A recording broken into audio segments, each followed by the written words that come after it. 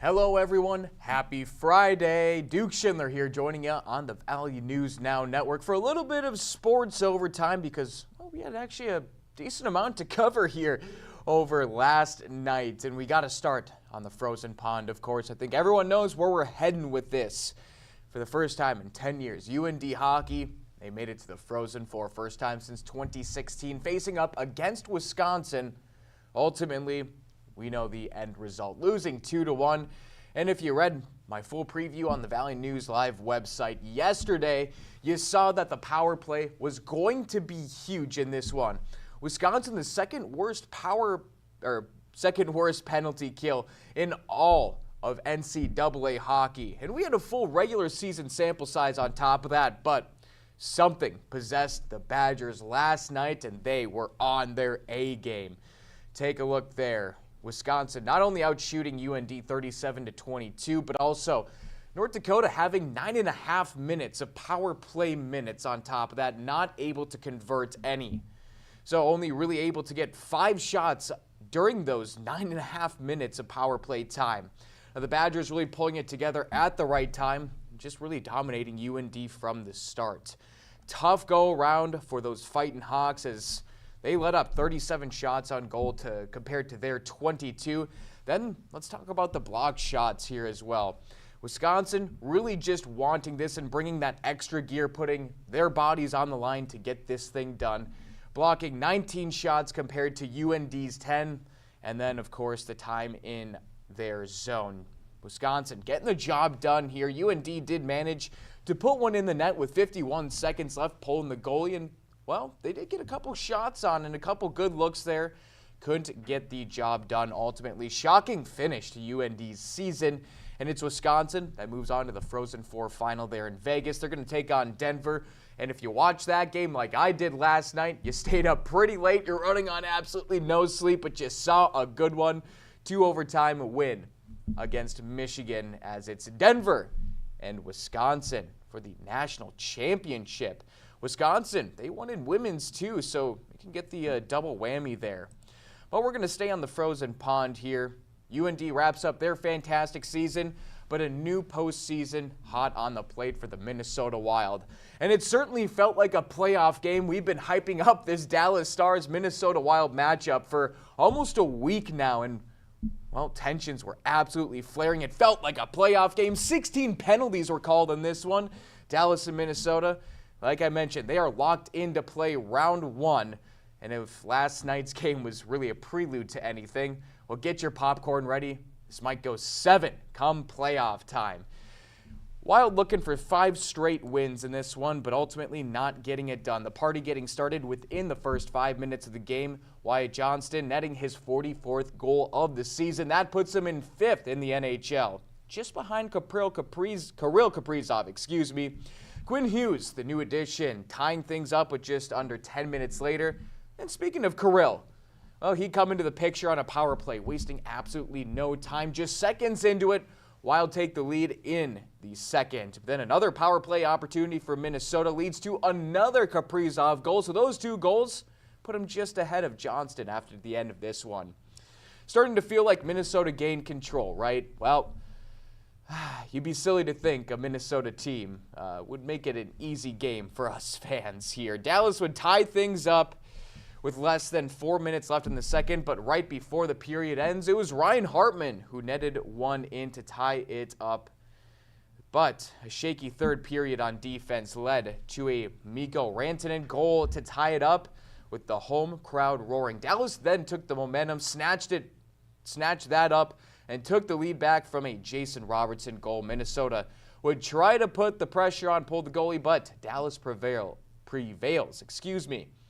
So barring any Dallas disaster within these final 3 games between the two, Minnesota will likely end up without home ice in this playoff series.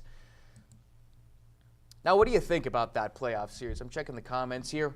What's the confidence level? If you watched the game last night against Dallas, where are you feeling heading into this? Because both teams, they do have 3 games left. Dallas, of course, leads by 4 points. So, like I mentioned, Dallas loses all 3, Minnesota wins all 3. Well, Minnesota would end up with home ice, but Dallas is looking good, so does not seem likely. What is your confidence level in that first round matchup? Then we're going to switch gears here, hit the diamond, because the Twins, three wins in a row. I personally can't believe it, at least this early in the season. They just picked up that first series win of the season, and now approaching ahead of 500, above 500 this team. So could they get that 4-game sweep against Detroit? The answer, yes. How about that? Ever since I started being slightly pessimistic about this Minnesota Twins team, they've been on a heater. Remember when I was saying Bailey Ober and Mick Abel needed to find their stuff? Well, they did, at least for their most recent starts.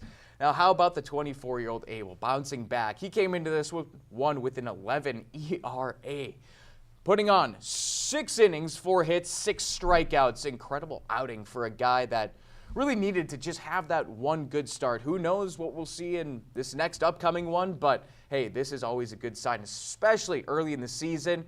Hopefully can take that momentum and ride with it. Now, the Twins, all of a sudden, do they have a scary rotation right now? I mean, maybe it is just the Tigers and they haven't had the best start to their season, but staff is looking not too shabby, especially with the emergence of Taj Bradley. Now, there's always something about the Twins, especially in recent years, picking up an older slugger almost every offseason. And then they turn into a gem. That would be Josh Bell for 2026. Another 3 for 4 day, now leading the team and at a .317 average, and also leading the team with a slugging percentage of 63.4. Now he broke this one early with a monster, no doubt, home run to right center. Ring the bell for Josh's 3rd of the year. Detroit ties it up in the 7th, but Minnesota replies in the 8th. Brooksley, he's been struggling this year, but he certainly had his moment in the 8th. Bases loaded, 2 outs, full count. That's what we all dream of, right? Lee found the crease past second base for a 2 RBI single. That would be the game decider, and he even gave a little skelly-selly on top of that nod to Bones Highland on the Timberwolves, who we'll get here just in a second. Minnesota grabs the sweep, and the Tigers are struggling. Next series for Minnesota coming up against the defending AL champs, Toronto Blue Jays. First game tomorrow, and first pitch, 2 p.m. Now, of course, like I mentioned, we can't be doing a sports overtime without mentioning the Timberwolves because I just have way too much information on that team loaded up in my brain. Following, of course, their last game to Orlando without half the team sitting out, and it's going to look similar tonight versus Houston. Thought this would be a real standings decider of sorts where Minnesota maybe could have jumped into the 5th or 4th seed. Minnesota's locked into that 6th spot. But we do have great news to let you know about. Not only is Jaden McDaniels back and, as far as we know, relatively healthy, star guard Anthony Edwards upgraded to questionable tonight against the Rockets. Now, the Athletics' John Krasinski says he does expect Edwards to take the floor tonight alongside Jaden McDaniels to really start ramping up before these playoffs start. I wouldn't expect, coming out with the win, of course, Rudy Gobert is out for rest. Bones Highland dealing with right hip soreness. Julius Randle sitting out a 2nd straight game with right hand soreness. Presumably just being cautionary, I'm sure he'd be able to play through this, but with playoffs coming up, Minnesota wants to be on the safe side. Now, what does that mean for the NBA standings when it comes down to the Rockets, Nuggets, Lakers, who the Wolves will be facing, and who takes that 3 spot? Depending on what the Thunder do tonight versus Denver, Houston could tie for the 3rd seed with a win versus the Wolves. But Denver, they own the tiebreaker versus Houston and Los Angeles. So they'd have to lose their final 2 while Rockets win the final 2. It is a possibility with Denver here playing both OKC and San Antonio to wrap up their season while the Rockets face the resting Wolves and the Grizzlies to round out their season. Now, we mentioned that Denver does play OKC and San Antonio, but there is a good chance, since both their positions are locked in as the 1 and 2 seeds, it's possible that they could be resting guys as well, which, of course, would probably lead to two Denver victories. Likely, the Wolves are going to be facing Denver, but We never know in this league. Basketball certainly is a weird sport and gets pretty weird. That's going to wrap up here for Sports Overtime here.